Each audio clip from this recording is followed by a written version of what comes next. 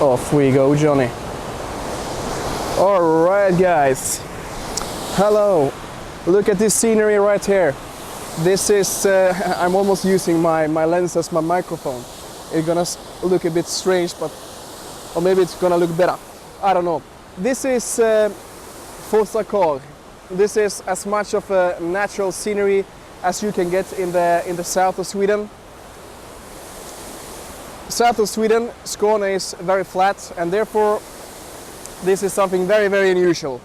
In fact, this is one of two spots that I know of that has this, that can be classified as waterfalls. Today I will try to shoot this waterfall with my newly bought ND filter. I bought a Gobe ND1000 and I will use it on my Sigma30 mm 1.4 lens. Today I brought with me a remote control that will allow me to keep a longer shutter speed than the camera's maximum of 30 seconds. So I can keep my ISO down at 100 and I can keep this baby going for around 50 seconds or so, and we will see how it looks. Astonishing, yeah? Absolutely astonishing. And Swedes are, you know, very shy during this winter period of the year. This is January, it's very cold. Today it's pretty alright. The south of Sweden don't really have winter anymore. At least we don't have any snow like the rest. But still people are very shy. I've been here once before with my dear father and mother, and there were plenty of people here. We were here during summertime and there were people crowding. And I wouldn't be, you know, that comfortable going around here speaking like this if there were like 10s and 20 people around. But anyway, wish me good luck please, and this 10-stop ND filter will do the rest.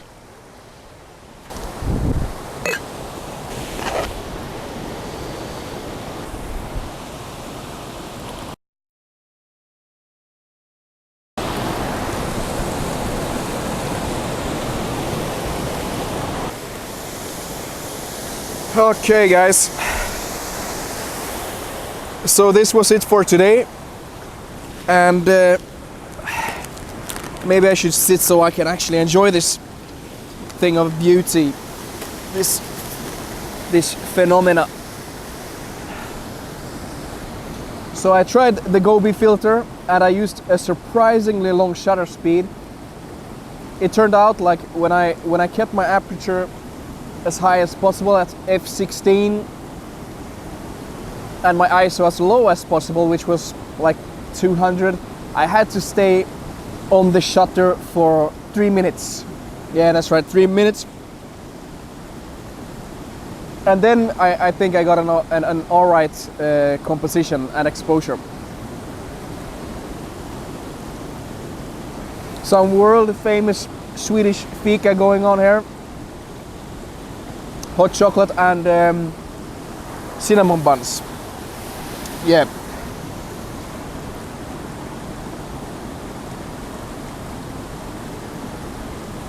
Is it raining? Or it's just a... might be just surprisingly from a waterfall just right next to me.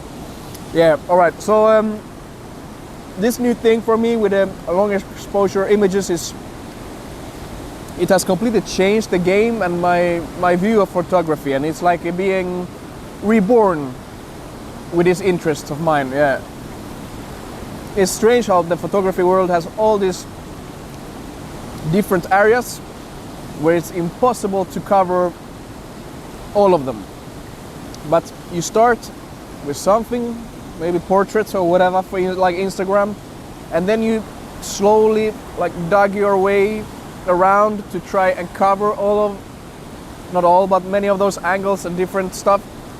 For me, I think underwater photography is my number one hobby, and that's what actually got me into it. It's my great friend who when we went diving in Malaysia, he brought an underwater camera and took some spectacular photos, and I was hooked just by joining him and seeing all the photos and how great everything turned out to be.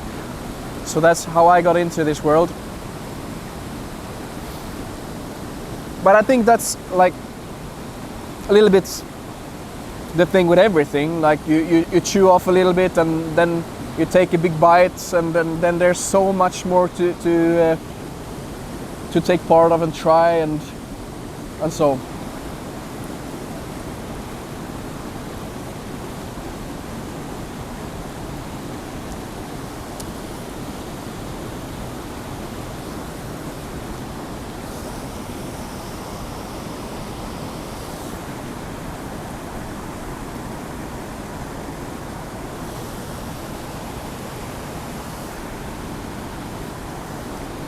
I have been here one time before. Maybe I said that before. Yeah, I think I did like 2 hours ago. But then there were not as much water and it didn't look this spectacular. During summer season when it's more dry, of course there's not gonna be as much water as now, January. I had two really nice people joining me for quite some time, like half an hour. Two Swedish guys with a camera as well. Nikon D750, taking some great photos, and it's so nice to have a chat with someone that is like doing the same thing or like interested in the same kind of thing. You don't expect that, like you just go out to the forest and you meet someone that you actually can just fluently talk to so much about like why you're here and the settings and everything. It's so funny. It's so nice. And this, yeah, I think I covered that too before. This is like one of two spots that is considered waterfalls here in southern Sweden. Otherwise, I think you need to go very north to find these things. And I really don't want to leave. I really don't want to leave. I want to stay here all day. I will. After I did this talk for this vlog, I'm gonna screw that thing back. I'm gonna screw the lens back, and I will stay here at least another hour. But then I will probably need like a higher ISO, of course, and a longer shutter speed. But wow, this is mesmerizing.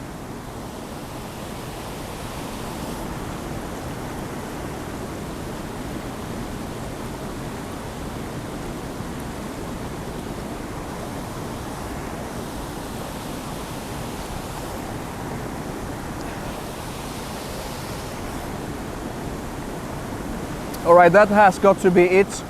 I will post a few of those pictures in the link down below in my video description, and feel free to download them. However, if you want to use them, just make sure you put down a credit tag and it's all good. Alrighty,